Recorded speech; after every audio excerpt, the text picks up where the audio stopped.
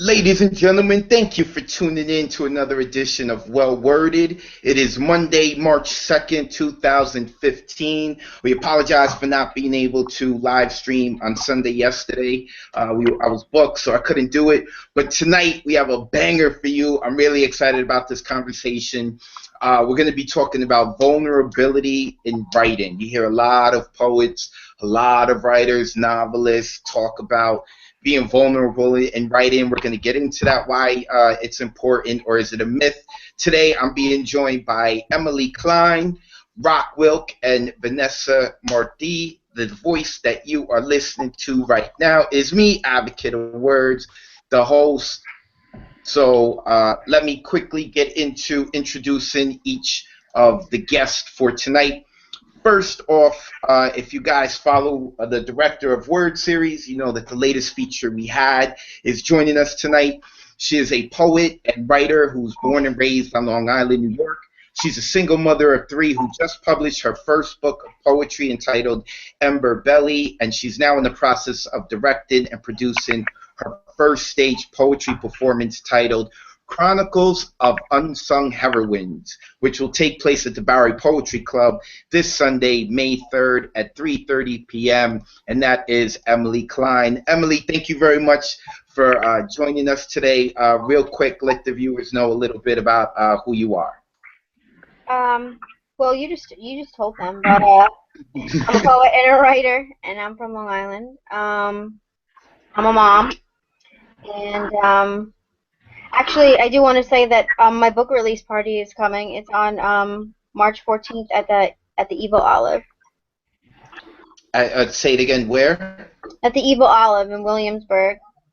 Cool, cool. Yes, I'm going to make sure that I'm promoting it because you have a really ill host hosting that event, so everyone's got to come out. Boom, boom, that is me. So thank you for joining us. Thanks for having me.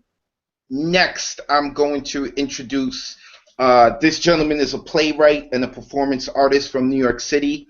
His first play, Broke Wide Open, was a 6-year international journey that finally landed off Broadway and ran for 3 months in late 2011 to great reviews. He appeared in his first film entitled Jamesy Boy, featuring James Woods, Marie Louise Parker, and Vin Rhames last year, and he's about to open. That's my favorite movie. Okay, and you can speak to him in a second. Let me finish getting through on his bio. And he's about to open his new play called Brooklyn Quartet in New York City later this month. Ladies and gentlemen, please welcome to Well Worded for the first time, Mr. Rock Wilk. And Rock, as you see, you have a fan in Emily Klein already. Thank you for joining us, sir. Real quick, let us know a little bit about who you are, other than what I mentioned in the bio, I guess. I guess that covers it for now. I'm a playwright, performer, and that's what I'm doing. I'm just getting ready to open up. Brooklyn Quartet is opening on March 18th in Manhattan, so that's pretty much my whole life right now, is just preparing for that. Awesome. And where can people get tickets? At brooklynquartet.com. Brooklyn Quartet. March 18th to March 29th. There are 10 performances. Opening night's sold out already. And that's where you can get tickets, brooklynquartet.com. Awesome. And in the description of the video, I have rockwilk.com. Would they be able to get tickets there? Is there a link to send them? Yes. To get, okay, awesome, awesome. I want to make sure that we're on point tonight and with all the links. And last but not least, joining us also for the first time on Well Worded, she's a New York City writer and educator who grew up in Bushwick, Brooklyn. Her essays have been published widely in journals and anthologies, including the VONA Voices anthology Dismantle, Kweli and Portland Review. She's a regular contributor to the Huffington Post and is currently completing a memoir and essays titled Relentless. Ladies and gentlemen, please welcome the well-worded Vanessa Martir. Vanessa, thank you very much for joining us. And real quickly, let the audience know a little bit about you that I may not have already said. Wow, that you haven't said. I'm not sure you didn't say. I don't know what else to say except I'm glad to be here. I am a writer. I have written poetry and fiction as well, but my great love is personal essay and memoir. I also teach a writing class. I created a writing class called Writing Our Lives that I'm currently facilitating at Columbia University's IRC. Awesome, awesome. That's what I was about to say. Aren't you a teacher? So see, there's more to you than the bio says. I am So, a so for everyone watching, I had asked them to send some really quick bios, and I know that there's a lot that they have going on, but we're going to get into that later. And also, as always, we have the chat open. I got my tablet here. I'm going to make sure that I'm reading the chat. And I already see Mr. Ricardo Hernandez, who watches all the shows, which I appreciate. I said 3 minutes to go, so we see Ricardo. And and at the end, of course, as always, we're going to have each of our guests read an excerpt or a poem, whatever they decide to do. We're going to do that towards the end of the show. But let's get into the topic at hand. And first, we're going to go over to Miss Emily Klein, who, like I said, is the latest feature and the director of Wordz series. And make sure you guys go check that out and subscribe and all that good stuff. So, Emily, now, vulnerability in writing. I want to ask each of you first from the standpoint of not an artist, but a reader. Who's one of your favorite writers or performers? Doesn't have to be the favorite, but just one of them. Someone's work that you're familiar with, that you're a real fan of. I like Juno Diaz a lot. Okay, so you like Juno Diaz. So what is it that you like about him? I just like his style of writing. I feel like it's very informal, it's very casual. Yeah. So you feel like there's an intimacy that he builds between him and that. Well, that's how you feel when you read his stuff. You feel there's an intimacy that's being built between you and him. Yeah, Per se. I just feel like the language is almost it's not that it's easier to connect, I think. You know what I mean? Because it is so informal. It's like you're talking to your friend almost. It's like you're having a conversation with somebody you know. So would you say any of his work is vulnerable? Is there anything you've read of his that you're like, wow, I can't believe you put that out there and said that? I mean, not like off the top of my head. Okay. So then for you, in terms of having your reading cap on, you can still connect or feel connected to an author when you feel that they're not necessarily being vulnerable. Yeah. Mhm. Okay. Awesome. Let's go over now to Rock. And Rock, I'm gonna ask you the same question in terms of an artist who uses words. Even a singer, if you want, or novelist, doesn't necessarily have to be a poet. Who is one of your favorites? I think I read a lot of James Baldwin, actually. But there's a lot of artists that I love. You know, it's like, I don't think it's so much that they put stuff out there that's so like, oh my God, I can't believe you said that.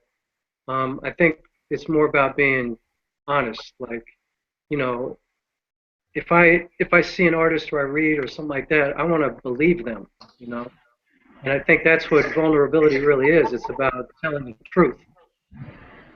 So you believe that vulnerability is not necessarily something where you are showing a weakness or you're putting yourself out there where you could be hurt. It's just about honest. So if you really like yourself, you could be honest and say, hey, I'm super cool. And would you still consider that vulnerable? Would you put that in that tent?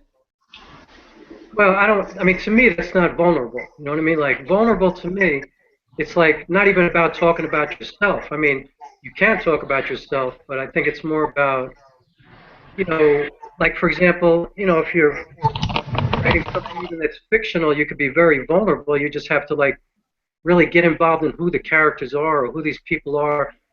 You just have to tell the truth. You know, I don't think it really has anything to do with, you know, I went through this horrible thing as a child, or to me that's like therapy more than being vulnerable as a performer or writer.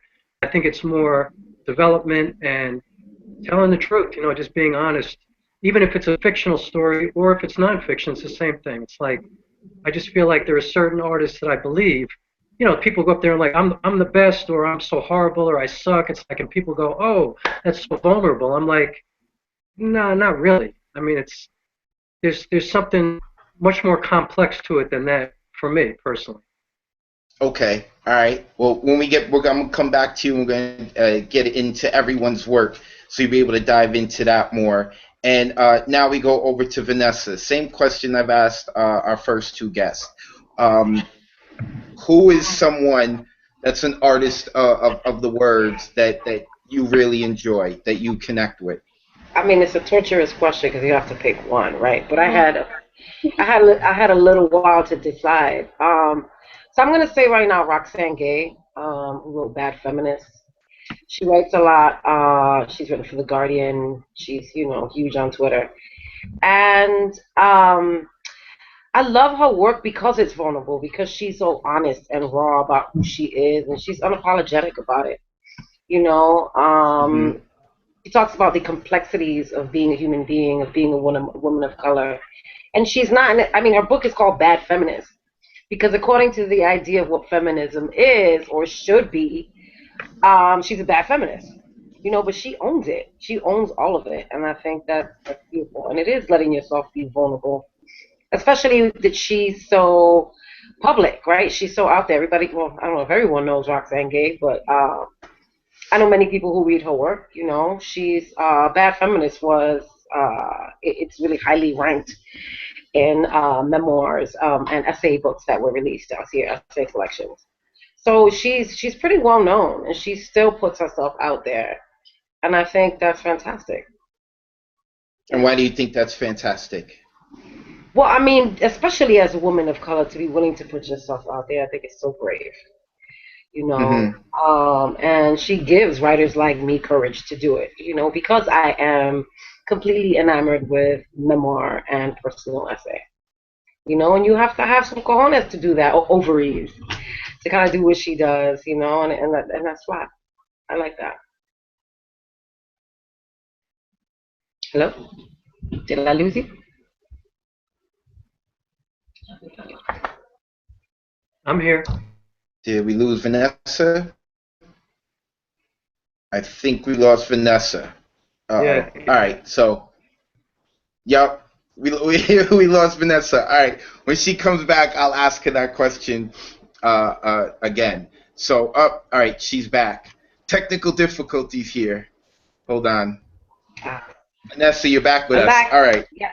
Okay, so the follow-up question I had to you before I move on to Emily is the fact that Roxane puts herself out there. Do you believe just that in itself requires courage, or is there something specifically that she speaks on or two that you believe requires courage? So I guess I'm asking to clarify: is anyone who puts their work out there, are they being vulnerable, or do you see her requiring to have some kind of courage to do what she does because she's approaching a certain topic or approaching it in a certain way? I mean, both. She's approaching these topics that people don't want to talk about, right? Or that she knows she's going to get shit for. You know, and just talking about feminism and talking about, you know, the way feminism was when it began, it was not inclusive of women of color. You know, and this new wave of feminism, you know, there's a lot of controversy about it, and she's all up in the mix, and she doesn't care that she might get a backlash for it. You know, she writes a lot of really provocative essays that get her shit, and she still does it. Yeah. You know, so that's, I think that's courageous, but that also a lot, like, you have to be willing to be vulnerable in a way that's, because people are going to give you shit. They're going to go on Twitter, and she gets stalked, and she gets trolled, and it's crazy what people do, you know. The internet has given people, these cowards, like cojones the size of a bull, you know. They think that but it's you just, you know, you're an internet gangster. Come on. But it happens. But it happens, you know, and you have to, and she's willing to do it and to take it. So. Yeah. Okay. Now we're gonna move on, and I ask at this point that everyone put on their artist hat. So I'm gonna go back to Emily now. So have you, Emily? First off, you have your a book just published, Ember Belly. Do you feel that there's any aspects of the book that you feel vulnerable with? Is there any aspects of the book that you were hesitant to put out? Um, I mean, I want to start off by saying I think being vulnerable and being honest are two completely different things. I think that being vulnerable, I think that's something that comes with practice and time, especially when like in terms of writing. Like, I mean, I've been writing since I was a teenager, and I still feel like there's a lot of things that I'm just like really beginning to scratch the surface on. It's I don't think it's I think people maybe mistake that because they reveal something about themselves. They think they're becoming vulnerable, and I don't think it's that. And I think as far as my book, being that it's my first book of poetry, I mean there are pieces in there that I think maybe I felt like a little bit nervous. But I think the book as a whole made me nervous. Just, because, okay, here's all my poems. This is everything that I've written. I'm going to give it to you, and you're going to take it home with you. And I can't defend myself because I'm not going to be there anymore. I can't tell you what I mean, or I can't explain myself. So I think the book as a whole, makes me feel vulnerable in that sense. But, pieces individually, here and there, yeah. Maybe some more than others. Okay, real quick, can you move your camera down a little because people can't see your face? There we go. A little more, because there we go. Better, perfect. Now we can see your face. Okay, so have you ever shared a piece when performing? If for all those who don't know, Emily performs her poetry and she goes to readings. Have you ever performed a piece and had someone come up and give you one of those talks of "You've changed my life," or "I'm glad I'm not the only one who feels that way," et cetera, et cetera? Yeah. Wow. Oh, Mm-hmm. can you speak on it without mentioning specifics? And I don't want to put anyone's business out there. But can you mention in terms of how did that conversation go, and how did you feel? Did you feel empowered? Did you feel more naked? What was your response? Well, I think that I was before I wrote the piece, I think hesitant to write it because it was about an aspect of my life that was embarrassing. But I felt that as a writer, it was important that even if it was just as like an exercise and I didn't ever have to read it out loud ever again, at least if I did it once. And I did, and I did have somebody come up to me, and they had gone through something similar. And I don't think I felt empowered. I think I felt a sense of relief that maybe I wasn't alone. If that makes sense. Yes. Does that answer your question? Yeah. No, it does. It does. So, you had mentioned something that I want to bring over to Rock. Well, Rock, can before I get to you, can you quickly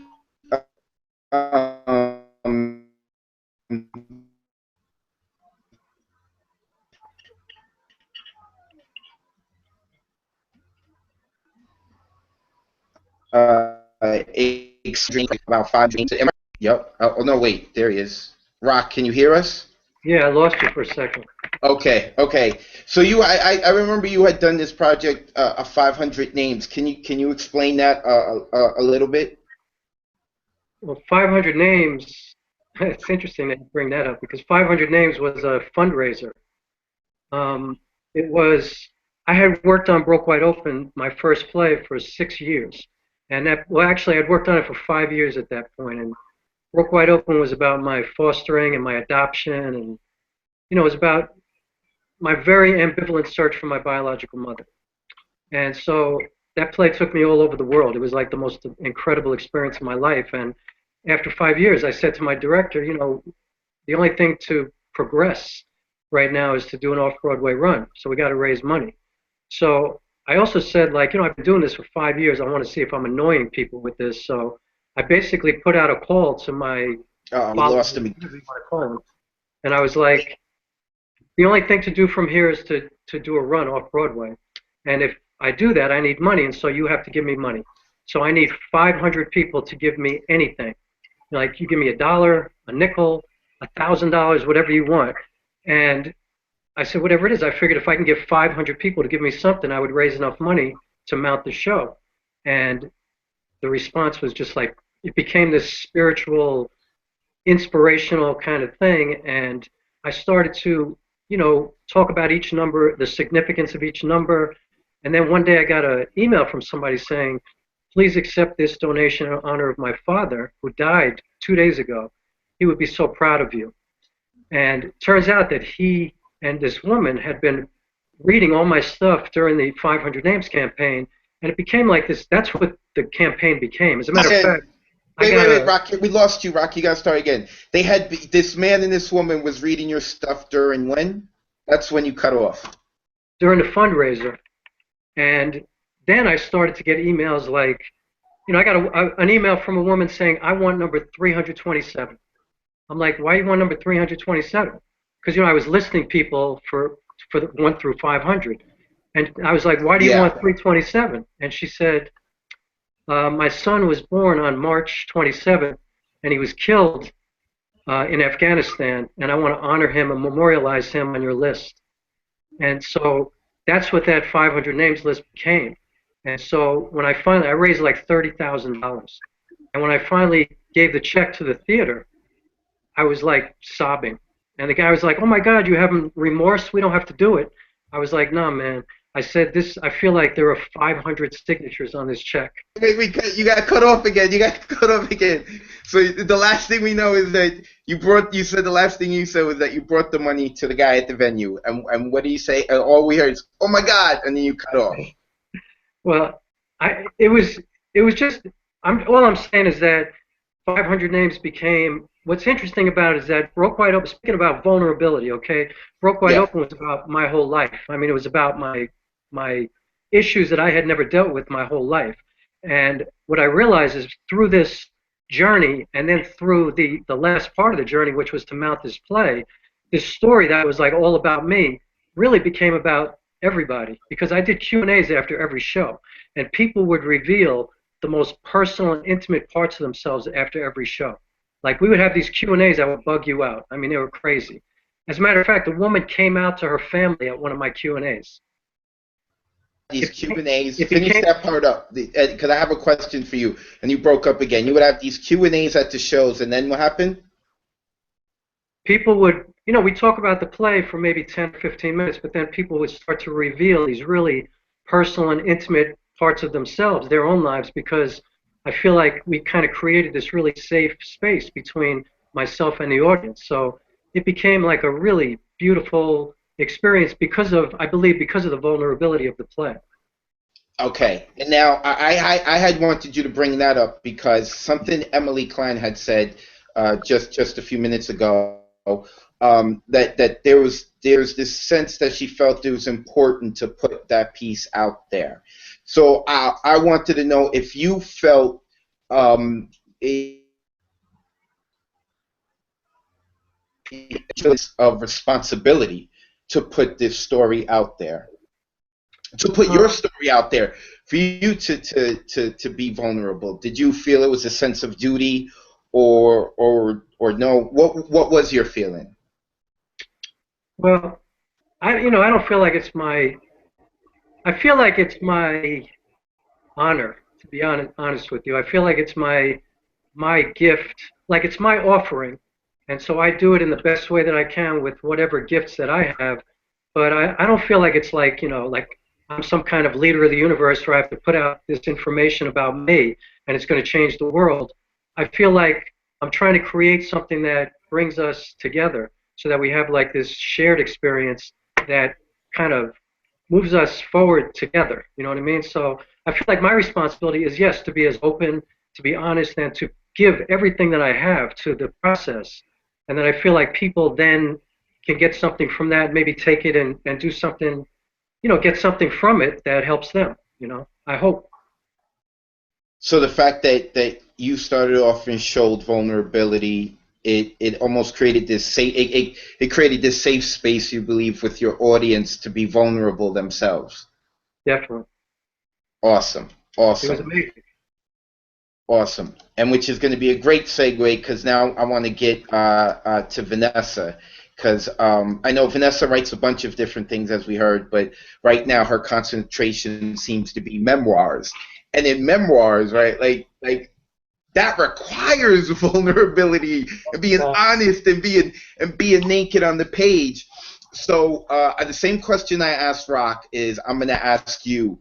When approaching writing your memoirs, do you feel that there is a responsibility or a sense of duty that you have as an author? I think my responsibility as a writer is just to tell my emotional truth. And the thing is, when you're writing memoir and personal essay, you're so often writing about these traumas and these things that happen to you that you carry, But yes, it requires that I be vulnerable, and vulnerability to me it is not just honesty. It's honesty about issues and things that leave you susceptible to judgment and possible attack. And I write about a lot of like family dramas, from incest to rape to abuse, but I have to do it because I can't. Like, these secrets can no longer, like, it's enough. These secrets killed my brother, so at this point it's just honoring what happened and writing it in story. So what you're saying is that in a sense, you're being selfish, and I don't mean that in a negative way or negative connotation. But you're seeing selfish in the sense that, look, I'm not writing this for you, world. I have to get this out of me. I've seen what this has done to others, and this is my medium to get that out. Would I be correct in saying that? Yes and no. Like, you write it for yourself, but you also write it for the world. I want this work published. But when I'm writing the work, like when I'm sitting there and I'm working through these stories, who I write for is like my daughter, and I write for like what I call my Loba pack, and it's like we sitting in my kitchen, we drinking whiskey, we eating food, and we're sharing our stories, right? That's that also allows me to write in a unique Vanessa voice. So, okay. Yeah. So have you, like Rock had mentioned, in terms of he had reached a point with Broke Wide Open that he saw other audience members, people who enjoyed his art, came to support it, they started to feel safe to be vulnerable themselves. Have you encountered those kinds of situations with your followers, people who read your work? Absolutely, especially like with some of my work that's on Huffington Post. Like, I've had people, complete strangers, reach out to me. The original essay that I wrote was about being a single mom and the shame that's imposed upon us. And I'm just tired of it. We're blamed for all the ills of society, and that shit is exhausting. So I addressed it in an essay, and I had hundreds of women reach out to me and like say thank you. I'm not alone. I appreciate what, your work. I also had, some stupid people like say some dumb shit. I ignored that, I acknowledge Trolls. you. Yeah. But I got some really amazing messages, and it makes me think of Brene Brown. She has these two TED Talks, one on vulnerability, one on shame, and she talks about how the antidote to shame is like me too, that connection. Like, this happened to me too. And really, we're writing about universal issues. Yeah. Family trauma is not exclusive to my family. And, that's what you do through the writing. You connect. That's the purpose. What have you seen the responses from those who follow you and read your work? Has that altered your approach in any way to writing? Has that empowered you to become more vulnerable, or has that made you zero in on something more specifically? Like, has that altered your writing approach in any way? No, it hasn't. I've always been pretty, pretty vulnerable and willing to put myself out there. Like people are gonna judge you regardless. These are my stories, and I'm gonna share them no matter what anybody says.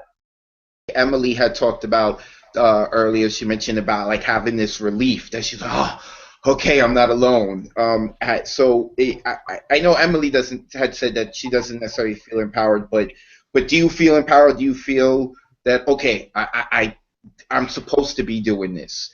Or Absolutely. Oh, okay, absolutely. Absolutely. It's a beautiful feeling when somebody reaches out and says, thank you for the work you do. Like it really helped me through something, and you made me feel less alone. I think that's absolutely empowering, especially because of the things that I write about. About these family secrets and like grief. You know, yeah. Are you cool. there? So Oh yeah. yeah, I'm here. I'm here. So those of you who may be joining us late, you're watching Well Worded. This is our 5th edition. I'm joined by Rock Wilk, Vanessa Martir, and Emily Klein, talking about vulnerability in writing.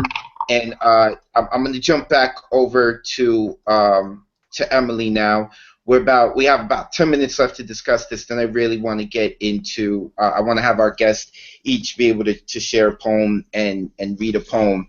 So I want to come back to you, Emily, and like I've asked everyone else, in terms of now that you're writing, you've put yourself out there. Some of the poems you feel are more vulnerable than others, but just putting your work out there, period, has made you feel there's a vulnerability in that. Has that altered your approach to writing in any way? And has that approach altered you as a human being, just period, in any kind of way? And we can't see your face. Show everyone your face, Emily, please. Thank you. So back to that. Has your approach to writing been altered after being able to speak with different people connect with your work, and has that changed you at all as a human being in your everyday life? Um, I think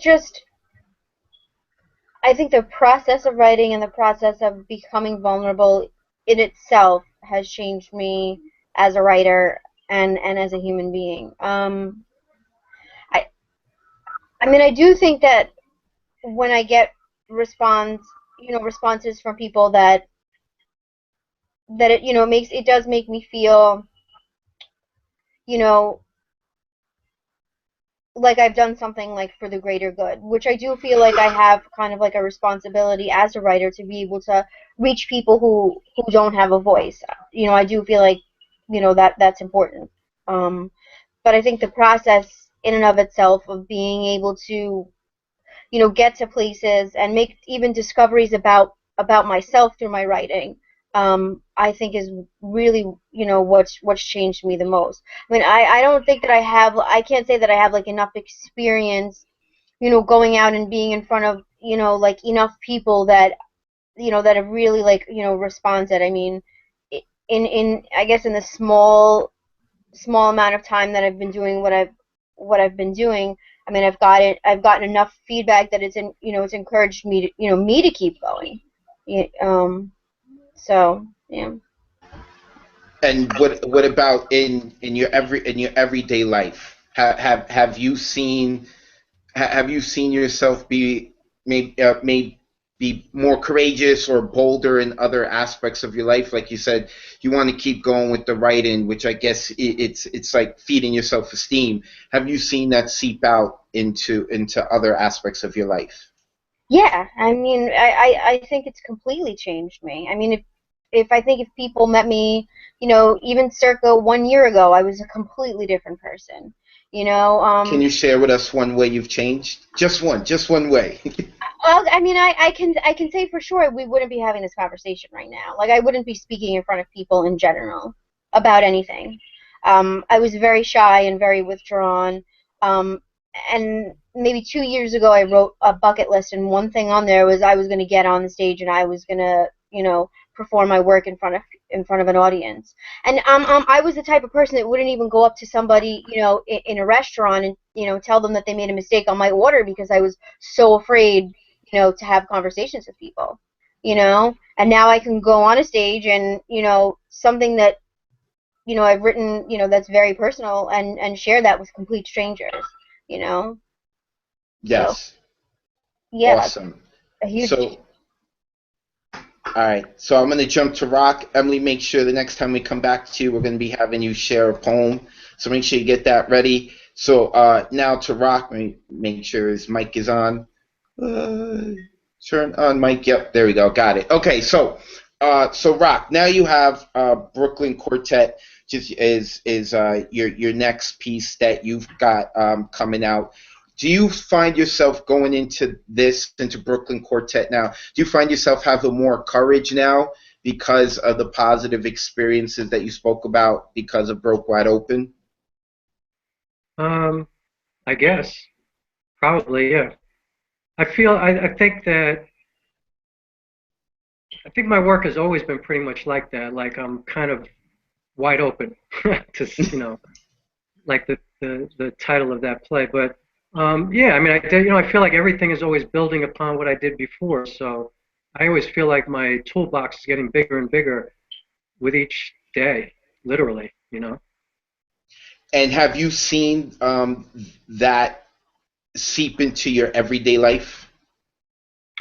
Well, I think anybody who really knows me knows that it is my everyday life. Like I have no life. People make fun of me sometimes because my life is my work, literally. I've given my whole life to it, and I've sacrificed so much, and there's been quite a lot of cost too.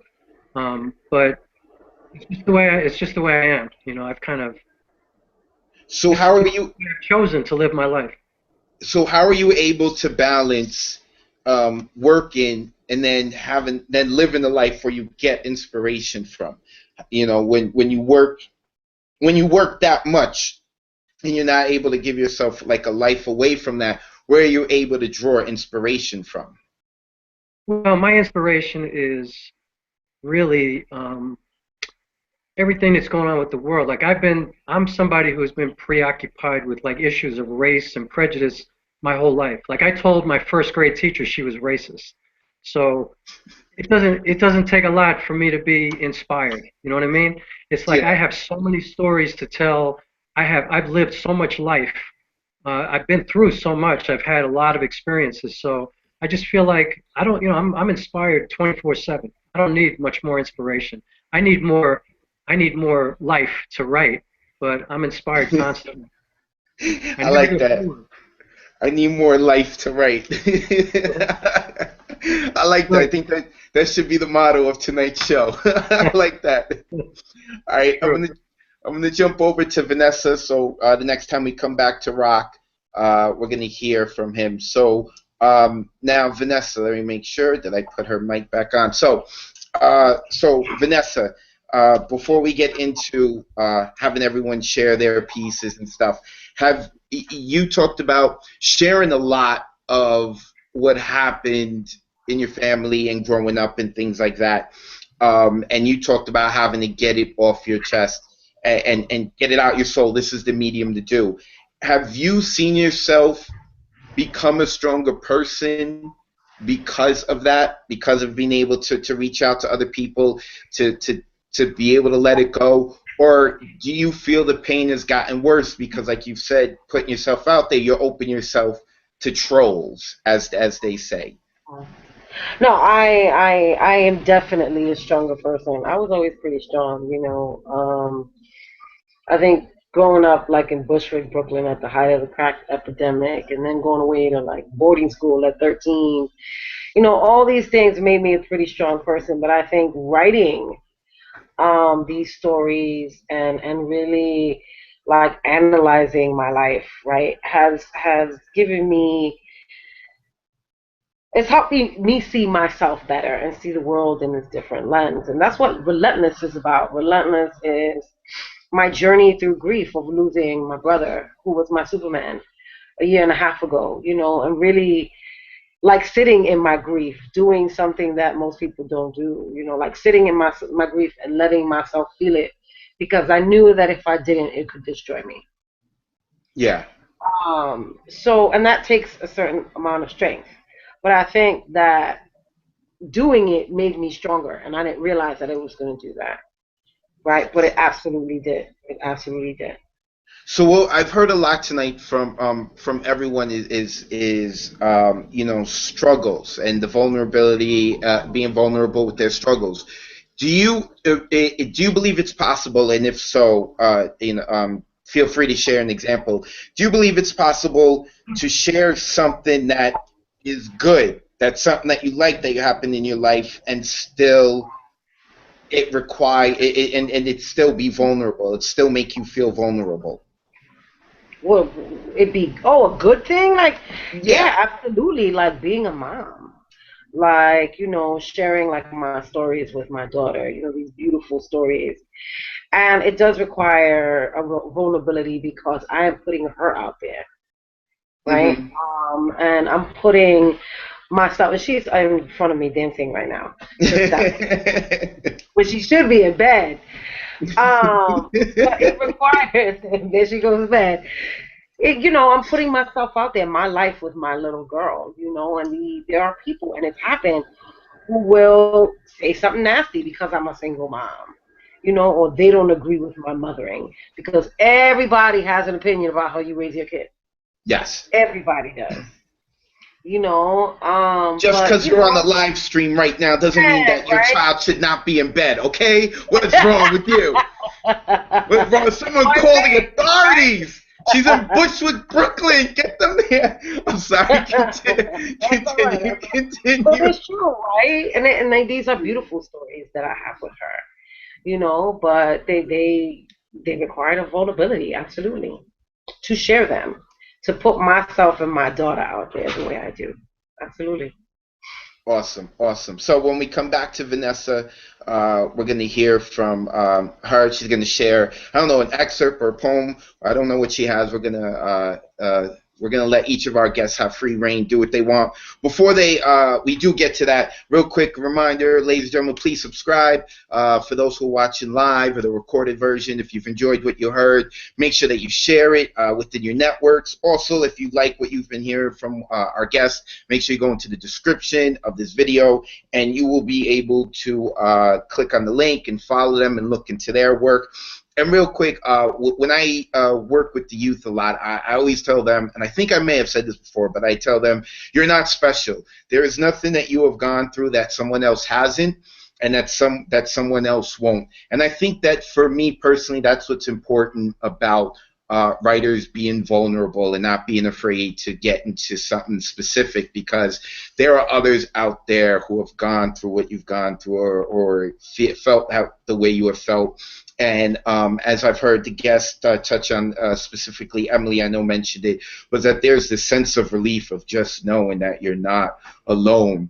And I always tell my youth too, that, you know, any weird thoughts you have that you're afraid to tell people of, I promise you there are other people out there who have had those thoughts. And I think that's what's so special about an artist who allow themselves to be vulnerable, because there's a strength in doing that. There's a strength in saying, I just put that out there. And other people who would be too afraid to put that out there, they see that strength and they're like, okay, I'm not as abnormal as I thought I was. So that's what I think is awesome in vulnerability. I don't think good writing necessarily always needs vulnerability, but I think that a vast majority of creative writing and mediums would truly require that. So with that being said, now I do want to get to Emily Klein. I want to get to what seems to be a lot of people's favorite part of the broadcast, and that's when the guests go in and they share their art. And so, Emily, quickly let us know the title of the piece you're going to be sharing, if they can find it anywhere, and then you could get into it. The title of this piece is called Your Father Will Never Win a Pushcart Prize. And you can't find this anywhere yet. It's new. Okay. Exclusive. All right, you ready? Yes. If I had a pixel for every time I hoped you'd never ask about your dad, I'd say, get a hard drive. I'm going to need 16 gigabytes of RAM to process the image in real time. Like the time you wanted to join the Boy Scout race car competition, but were too scared because the word father was written as a requirement in the description. And you didn't have one of them. I can only blame myself for the series of bad decisions that put me in this position, but listen, you were never one of them. My heart was a worn-out Serta dumped in a no-parking zone, and I won't even sugarcoat the memory foam of raising you alone. I lay down that day in the eye of a Tempur-Pedic tornado. I wish I would have known that promises are only as honest as the person that stands behind them, and I had a particular affinity for the spineless. The kind that doesn't come with enough pages to even begin to explain how your smile shine can go for miles without even missing a beat, even when it hits the gap between your two front teeth. Your dad, he has allowed the space between you and him to gravitate into uncharted distance. It will never be like one of those movies where I'll hand you a box filled with years of letters he has written. This is different. There was only one birthday present, and I kept it as long as you could fit into it. Believe me, I didn't want you to outgrow him the way that I did. You deserve to wear your cares in your back pocket, permanent parents, just like the other kids. I weighed my options, ran the gamut. His haphazard decisions, habits, sickness, tipped the scales at a measure of disappointment I couldn't let you live with. I never chased him, in case you're wondering.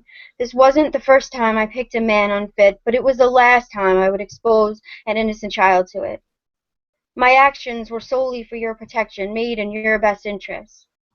And if I had to be honest, not even Mozart could compose a flowchart to restart the forepart of a heart that leaks battery acid like your dad's did.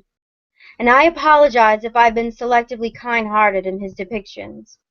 But with all my pixels, you can zoom down to the smallest grain of paint and still not lose the clarity or crispness of the image. And in there it is written that you may have been the story that he started, but I will always do my very best work to finish. Nice. Nice. Clap, clap, clap, clap. Awesome. That's a very vulnerable piece. That's a very open piece. So why did you choose to share that? Is it like Vanessa? Are you someone that you just have to get it out there? It feels better that this is the medium. Why did I write it?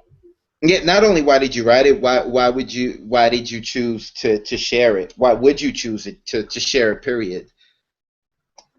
I think it's just it's an important aspect of my life. I mean, my kids are everything to me. You know, they're my world. They're why I live and breathe. And I think that like so much in their life, I think, is different from kids that they encounter on an everyday basis. And my son, he's young. He hasn't, you know, he won't hear this. He won't hear this for a very long time because he's still little. But this is for him. You know what I mean? This is for him to understand. You know. Awesome. That was really good. I appreciate you sharing that, and again, I appreciate you allowing yourself to be that vulnerable out there. I promise you that if they aren't watching right now, someone will watch this and read this poem and just have a sigh of relief, like, oh, I'm not alone. I'll never be in Long Island. I'll never know who that Emily Klein is. But right now, I don't feel alone. So that's awesome. Emily, don't go anywhere. We're gonna come back to you so you can let everyone know what you've got coming up once again. Now we're gonna jump over to Mr. Rock Wilk. Rock, please let us know what you're gonna be sharing, the title of it, where people can find it, and you can get into it.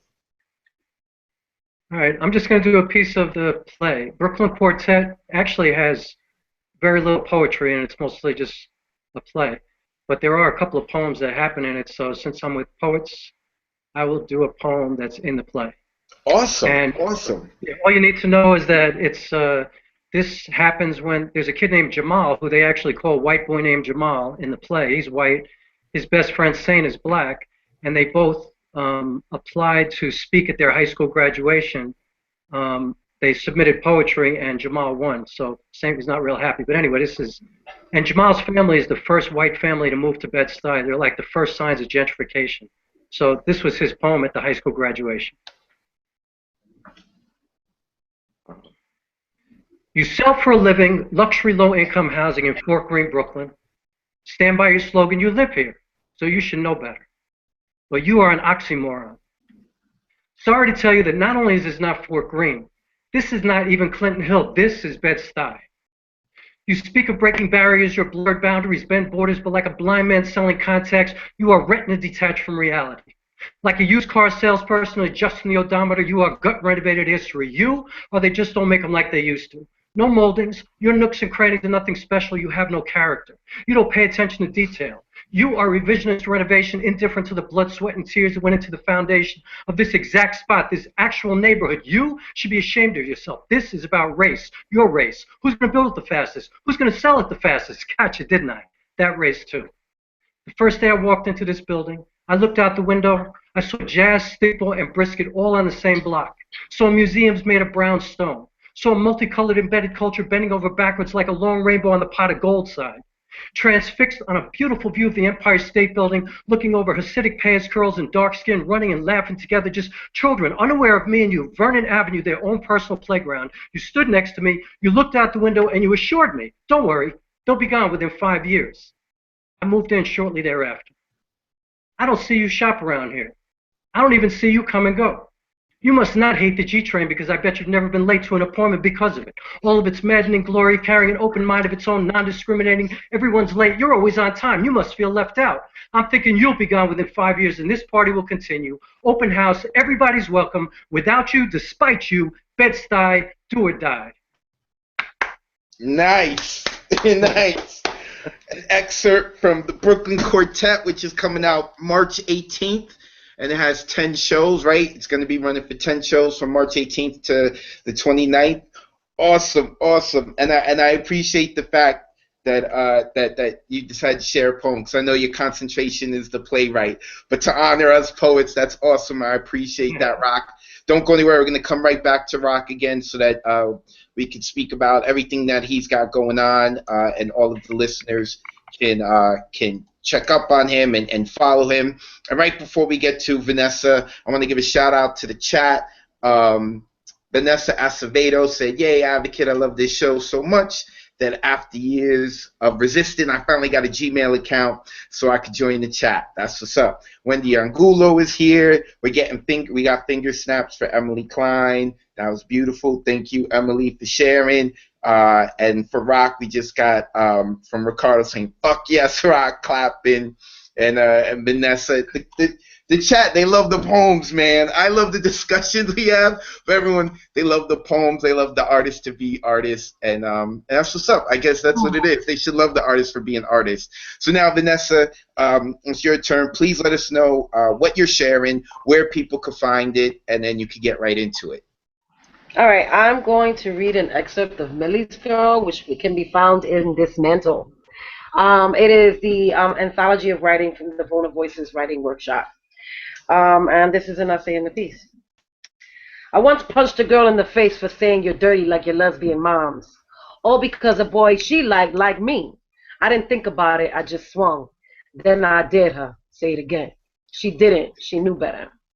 I was raised in a gay relationship in the 70s and 80s, long before Heather Has Two Mommies hit the mainstream in the 90s. And just a few years after the American Psychiatric Association took homosexuality off the list of mental disorders in 1973. For years, I was told that my family was living in sin, that my two mothers were immoral and disgusting and going to hell, that no one's born gay. Still, when I went to boarding school at 13, I didn't tell anybody about my family. I convinced myself that I didn't want to deal with it. What would people say? How would they treat me? I was carrying my own shame. I was orphaned when my mother Millie died. It'll be 10 years now on March 15th. My biological mother went back to being a Jehovah's Witness and now says she regrets being with Millie for 20-some odd years. Le di un mal ejemplo, she says. That's bullshit. Millie's the reason I'm sane. Millie always wore a Kangol, a black Kangol, and a pair of worn jeans. So worn they had the outline of her wallet on her back left pocket, like someone had traced the square with chalk. She carried a ring with 1,000 keys on the belt loop of her right hip. And she always had beads of sweat on her lip and on the bridge of her pointy Castilian nose, no matter what season it was, summer or winter. She smiled her chipped front tooth smile, and she'd grab the brim of her hat and say, "Yo soy Butch." But the way she said it, it was like she was dancing salsa, but just with her shoulders. She was proud of who she was, of being Boricua, of being a butch. Yo soy del monte, yo soy de Lares, she'd say. At least that's what she showed me, except when she and Mom fought, and when she was dying. I visited Millie every day while she was in the hospice. Calvary was just 2 miles from my house. I was home collecting unemployment while nursing my daughter, who was only months old. So every morning, I'd bundle up my nana, pack up the stroller, and walk my way over to the hospice, praying that Millie had a good night, that she'd be vibrant and laughing, her breathing smooth, her pain eased. One day, when I walked into the hospital, she was whimpering into her pillow. I ran to her. "What's wrong? ¿Te duele algo?" I reached for the nurse button, but she grabbed my arm with the hand that was forever swollen after the mastectomy, so it looked like a blown-up latex glove. "No, I'm okay, I'm okay." She wiped a tear that clung to the tip of her nose. "Hi, negra." She kissed and hugged me. She was trembling. "Pásame la nena." I put Veja in her arms, sat on the chair next to the bed, and watched. She looked at me. "Tengo miedo, negra." "Why? What are you afraid of?" "Ay, nah, it's nothing." Later, she said, "What if it's true? What if I'm going to hell?" "What do you mean?" "Vanessa, la Biblia dice." I cut her off like I always did when she brought up the Bible. These kinds of conversations never ended well between us.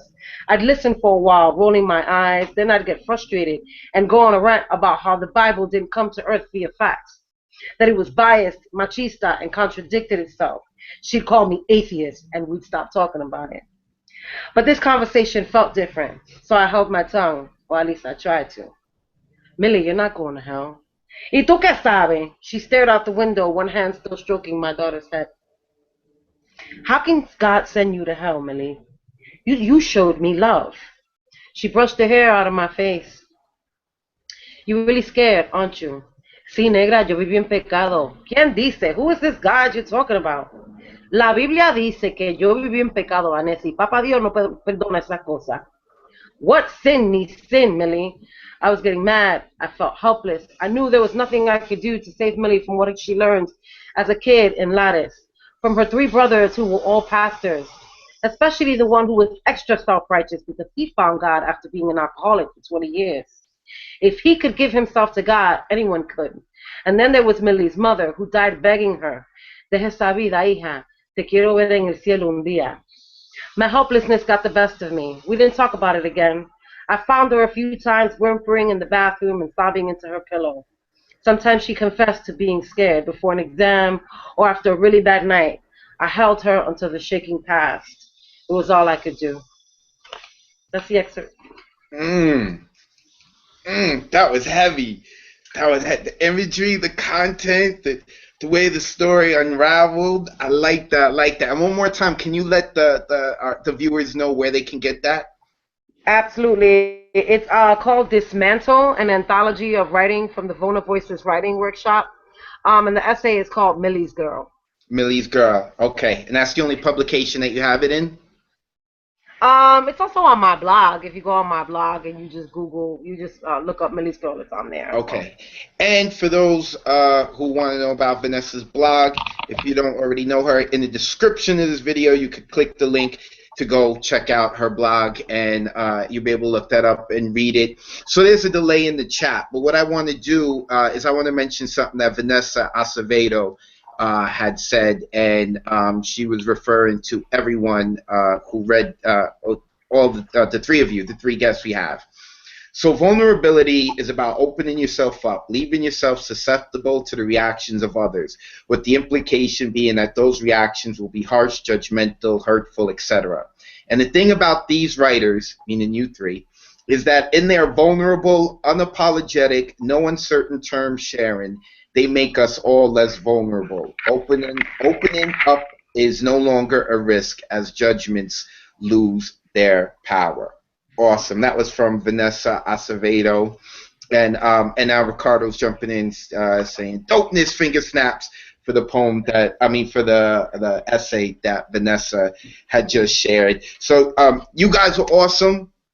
I know the people who watched really enjoyed it, and I know that people are going to watch the recorded version and really enjoy it. So one last time, I'd like to give each of you half a minute to quickly let people know where they can find you and what you have coming up. First, Emily, let them know where they can find you and what projects you have coming up. You can find me on Facebook. Should I give the link? Yeah, Emily Klein. I also have the link in the description, but you could give the link as well. Go ahead. It's Facebook. It's /eClein3. And on my Instagram, I'm quiet_storm_10. And my Twitter, I think I'm just Emily Klein. And I have a YouTube page, Emily Klein too. Okay, the link to her Facebook is in right now the description of this video. And real quick, one more time, why don't you shout out the 2 shows that you have coming up, the book release and the show at the Bowery you have. My book release is on March 14th at the Evil Olive in Williamsburg, Brooklyn. And the show that I'm directing is called Chronicles of Unsung Heroines, and that's going to be Sunday, May 3rd, and that's at the Bowery. That's at 3 p.m. Cool. So all those who are interested about that, of course, I'm going to put that up to my network. You can also go and follow Emily, and I'm sure she's going to be promoting that a lot as well. And now bringing back Rock Wilk real quick. Again, let the people know where they can find you, Rock, and what project you have coming up. Okay, you could always find me at rockwilk.com. And just for anybody who's interested, you could actually buy the script of Broke Wide Open, my first play. You could just go to Amazon or anywhere, and it was published by No Passport Press. And my new play, Brooklyn Quartet, is opening on March 18th at the Medicine Show Theater on West 52nd Street, March 18th through March 29th. And actually, Sean Bell's family is going to be there opening night, and also coming back on the 20th, I believe, because the play actually takes place the day after he was shot, goes 20 years, rewinds, and then comes back and ends the same day, right after he was shot. So I'm also doing there's like a campaign called 50 Shot in 10 Days for raising awareness to survivors of gun violence. That's also part of the whole thing. So anyway, if you go to rockwilk.com or brooklynquartet.com, you can read about all of that. And I hope everybody will come to the show. It's been 2 years of development, finally ready to open. And thank you for having me. I appreciate it. Thank you for coming on tonight and contributing. BrooklynQuartet.com, RockWilk.com. March 18th it begins, and there will be 10 shows from March 18th to March 29th, right? Yes.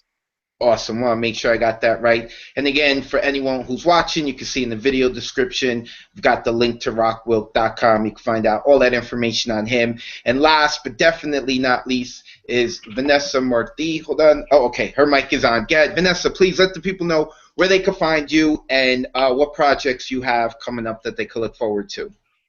All right. Well, I am going to be on a panel, Reshaping the Literary Paradigm, Women of Color on Craft, Culture, and Diversity. It's at La Casa al Sur bookstore on Sunday, March 15th from 2 to 4. And then on March 27th, I'm at Word Up Community Bookshop for the Women's Her Story celebration. Is that in Washington Heights? It is. It's in the Heights. Okay. I actually live up here. I don't live in Bushwick anymore. So, you're not far from me then. Okay. Yeah, I'm in Inwood. Oh, you're right there. All right, we talking right book show. Right by the park. Oh, okay. And that's by Word at 4F Poetry Series. Yes. It's presenting that. And then on April 23rd, I am the keynote of the Hispanic 100 Women Conference. And the theme for that is the transformational power of love. So awesome. That's what's coming up right now. Yeah. And I'll be at AWP. I don't know if anybody's going. Association of Writers and Writing Programs, the largest writers conference in the country. That's in Minneapolis, the second weekend in April, and I'll be performing out there too. So Nice. You busy Yeah, and on the move. That's what's up. So all of that information they can also find if they go to your WordPress, right? On your absolutely. blog. Yeah, Awesome. and they can also go to my author page on Facebook. I've been And what's author. your author page on Facebook? Vanessa Martir, just my name. They can find. Okay. Yeah, yeah. And they'll be able to look it on Facebook. Awesome, awesome. Got the link also to her blog in the video description, so make sure you guys go and check that out. So again, last time I promised my guests we'd get off at 10. It's 10:05, so we don't want to wrap it up. I don't want to take advantage of them. Again, I'd like to thank Rockwell, Vanessa Martir, and Emily Klein for joining me today. If you guys enjoyed the work, you enjoyed what they had to say, make sure that you go check out the links that we have, and we will be back. Well Worded will be back next week on Sunday. It's going to be the 10th live stream that we've done. I'm really excited about it. It's going to be a pure open mic. So I hope you guys check that out. Make sure you subscribe to my YouTube. Check me out on Twitter, all that good stuff. And I will see you guys next week. Peace. Thanks for tuning in.